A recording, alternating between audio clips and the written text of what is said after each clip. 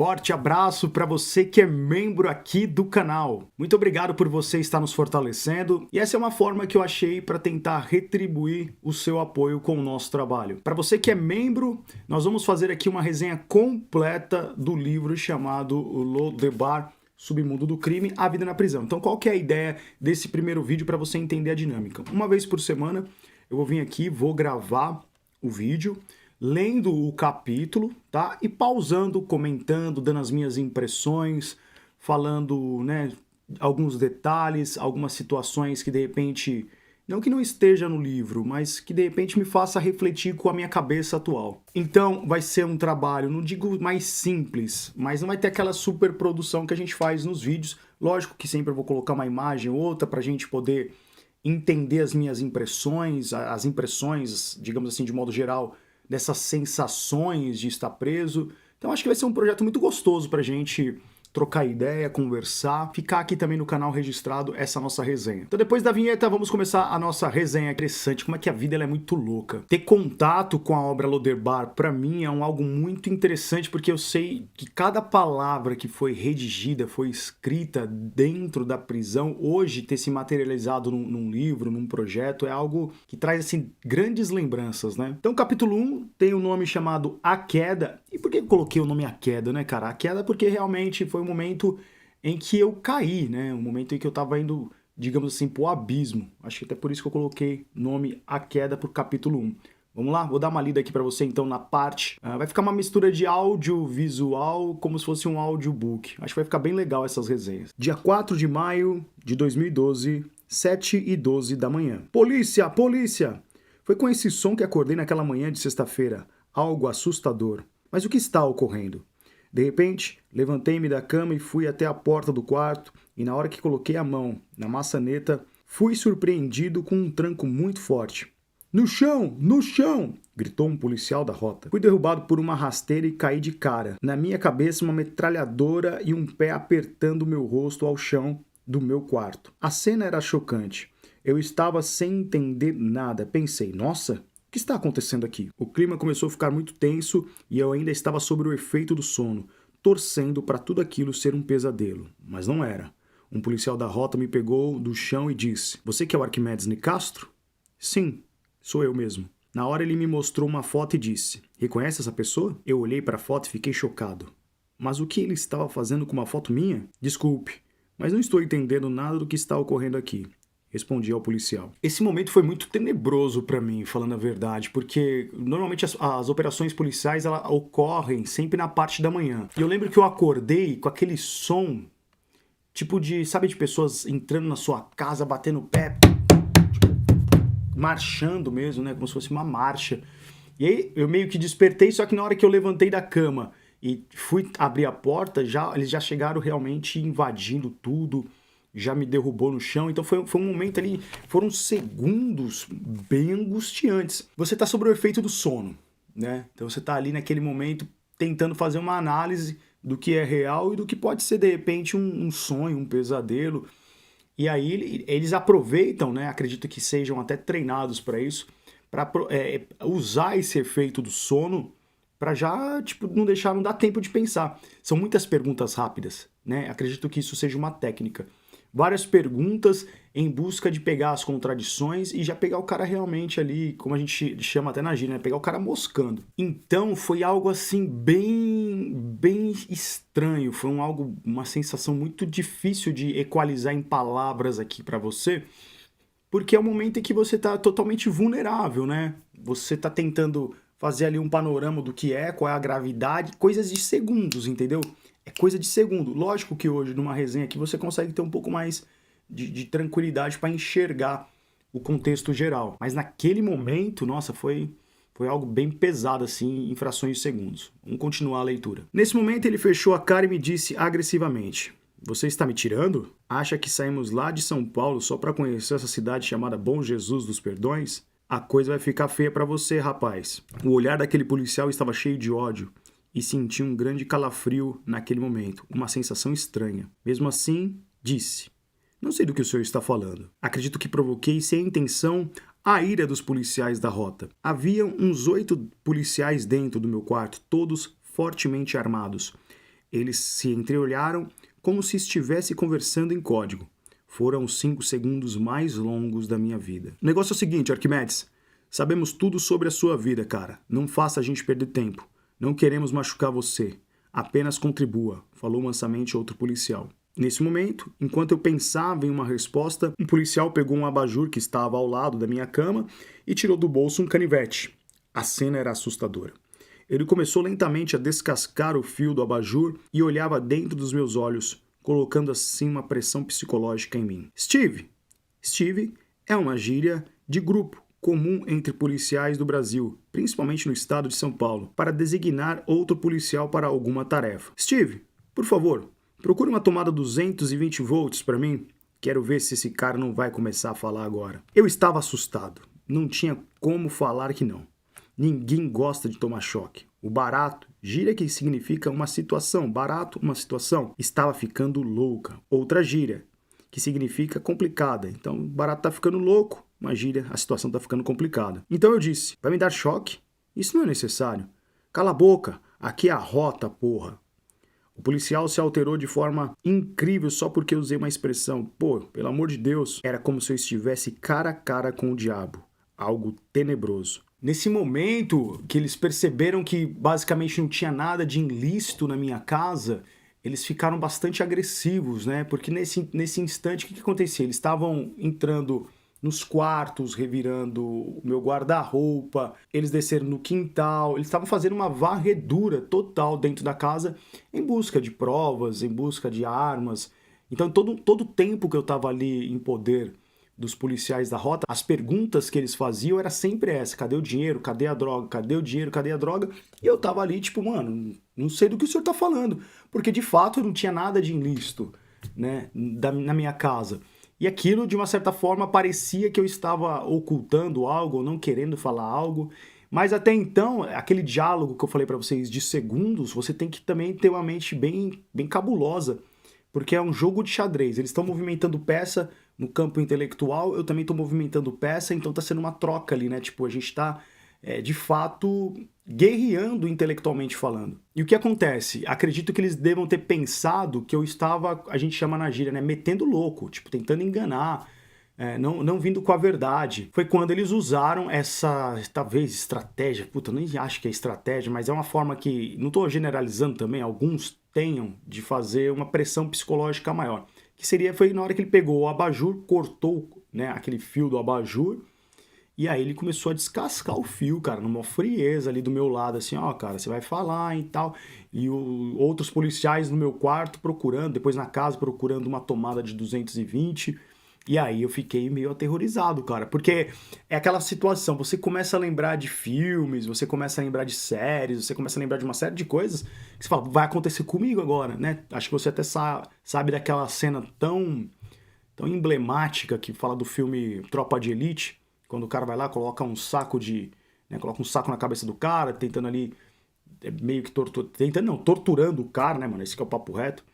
E aí você começa a imaginar que aquilo vai acontecer com você. Então, é esse momento, né, cara, que você está sendo pressionado, que você está realmente sendo ali oprimido por essas estratégias, é difícil. O que me causa bastante aí é um comentário um comentário baseado nessa abordagem, na minha experiência. O que me causa bastante revolta é o seguinte, é que não existe esse mesmo grau de aperto psicológico, digamos assim, na abordagem policial, quando os policiais pegam empresários, quando pegam políticos, quando tratam de uma classe social diferente, né? Então eles são bem agressivos, são bastante incisivos, usam toda essa estratégia psicológica quando é um preso mais periférico, quando é um cara que não tem tanta expressão, aí eles vão lá e, né, como eu falo, né, aí eles são macho pra caramba, né, mano? São homem pra caramba.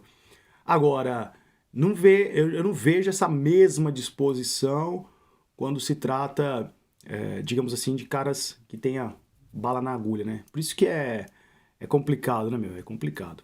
Vamos lá, então, pra gente poder encerrar o capítulo 1. Bora! Continuando a história. Então, o diálogo continuou. Queremos todas as armas e todas as drogas que você tem escondida, rápido. senão vamos matar você. Não sei do que o senhor está falando, não tenho armas nem drogas, pode olhar a casa toda, fique à vontade, mas garanto que não sei do que o senhor está falando, respondi. Nesse momento, ele pegou os meus 2 polegares das mãos e começou bem lentamente a enrolar um fio de abajur. Nisso, outro policial havia dito que tinha uma tomada de 220 volts no banheiro do meu quarto. Dessa forma, o policial começou a caminhar comigo rumo ao banheiro. Iria iniciar a sessão de tortura. Tudo parecia ir de mal a pior, até que fui notificado de uma notícia bombástica. Aqui o negócio é sério, Arquimedes. Não brinca com a gente, cara. Nessa madrugada seu pai foi brincar e nós o matamos. Se você continuar nessa, hoje será seu último dia aqui na Terra. A notícia caiu como uma bomba na minha cabeça. Meu pai morreu? Por quê? Como assim? Meu Deus, o que está acontecendo? Eu tinha mais ou menos algumas hipóteses, mas isso eu deixo para falar mais adiante. Nesse momento que eles estavam tentando ali aumentar o grau, né, digamos assim, de tortura psicológica, até mesmo de abordagem, eles comentaram para mim que meu pai tinha morrido, que eles tinham matado o meu coroa.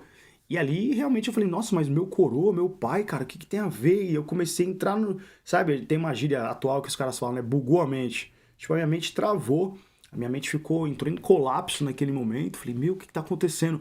Eu temi minha vida naquele instante, que eu falei, cara, se esses caras não estiverem blefando, realmente eu tô aqui em perigo. Você não sabe, eu não sabia o que estava acontecendo. Até então eu tô dentro do meu quarto, né? Tem vários policiais da rota, os caras tudo armado, aquele momento de pressão, palavras e tal. O negócio está muito louco. E aí o que acontece? Você não sabe o que vai acontecer posterior àquilo. Você fica realmente muito vulnerável.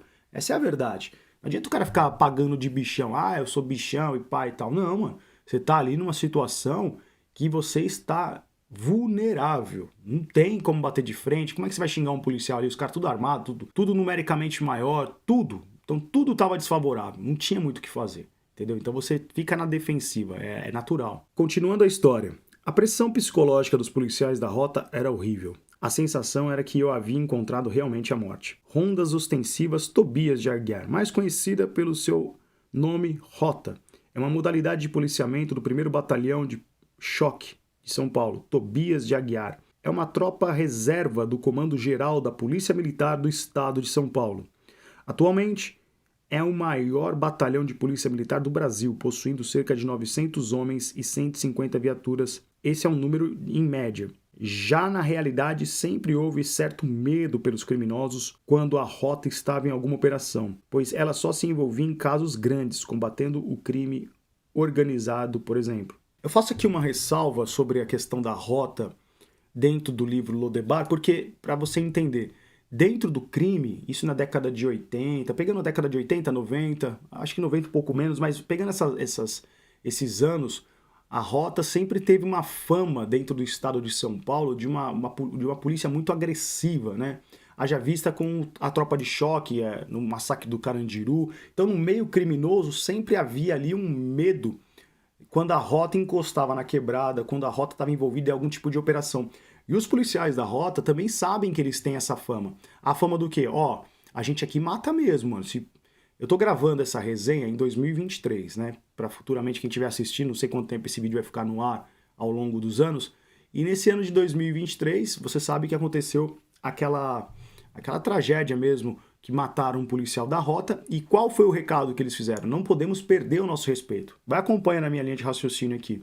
Não podemos perder o nosso respeito. O que aconteceu, na minha visão, me parece muito mais ser uma questão de imposição, de respeito, de estamos nos vingando do nosso soldado, do que realmente cumprir dentro do devido processo legal, dentro da legalidade, aquilo que deveria ser o correto, prender os caras. Então toda essa fama, toda essa questão, digamos assim, de poder através de você colocar ali uma pressão psicológica, até mesmo colocar a vida do cara sempre, se cruzar aqui a gente mata mesmo, isso é uma fama que foi muito forte há 20, 30 anos atrás, atualmente ainda tem esse receio, não podemos negar isso.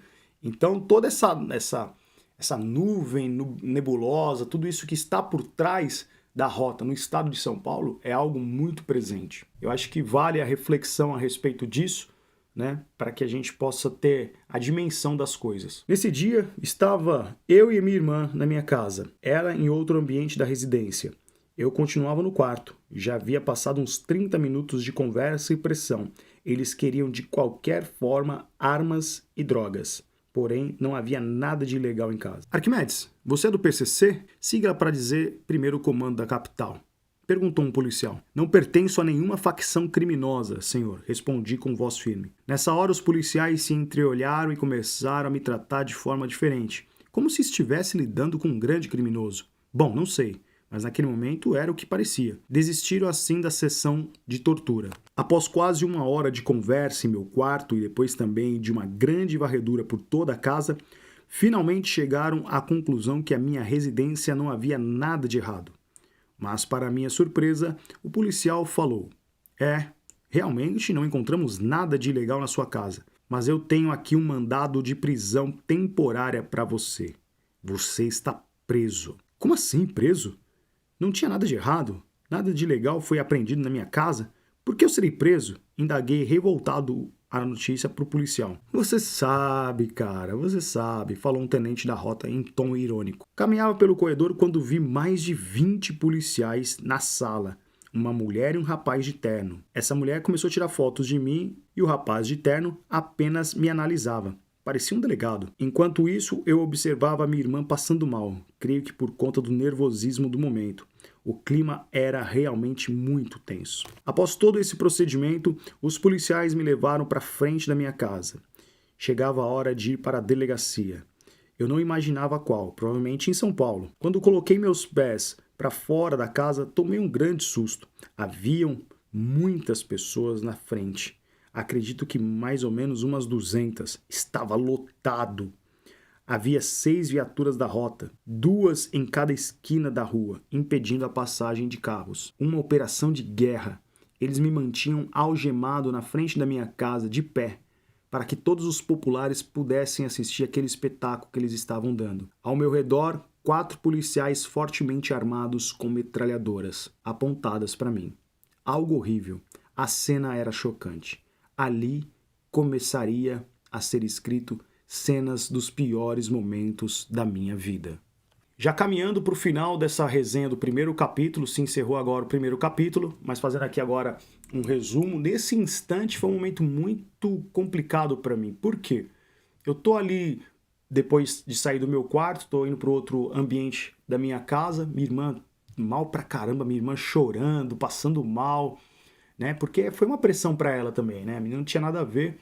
E de repente estava vivendo toda uma situação muito, muito complicada, que acontece muitas vezes em algumas operações, né? Esposas acabam sendo também pressionadas, mães, pessoas que não têm nada a ver. Até então eu tô ali raciocinando, mas qual o motivo da minha prisão? Nada de ilegal, nada de flagrante, o que tá acontecendo? O que tá acontecendo? Agora, algo que me deixou muito assim, cara, muito surpreso foi quando eu fui pro lado de fora de casa, porque até então eu tô ali nos cômodos, daqui a pouco eu fui sair porque eu ia entrar no camburão, né?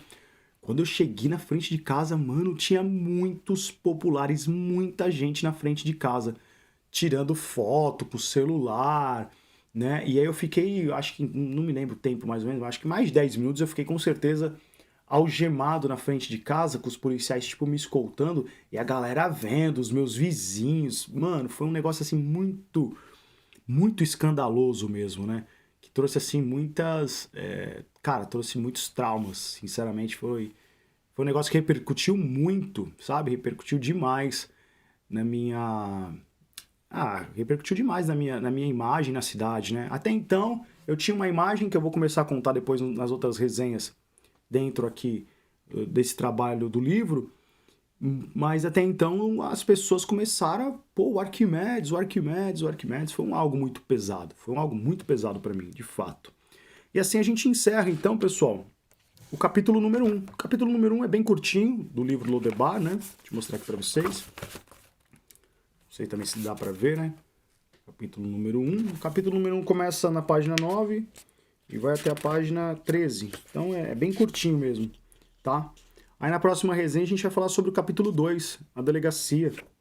E aí sim a gente começa a falar uma parte bem tensa que aconteceu na minha prisão, na delegacia, fatos muito pesados. Se você é leitor de Lodebar sabe o que aconteceu. Vou resenhar um pouco sobre o capítulo 2 para você no nosso próximo encontro aqui. Mas é isso. Muito obrigado pela atenção, tá? Esse é um trabalho que eu estou fazendo com bastante carinho, tentando aqui trazer algumas reflexões. Terão muito mais reflexões no conteúdo geral. A gente está falando aqui do primeiro capítulo, então tem muita história para vir aqui, tá? Obrigado por você ser membro do canal, obrigado por você acompanhar essa resenha e até nosso próximo encontro. Valeu!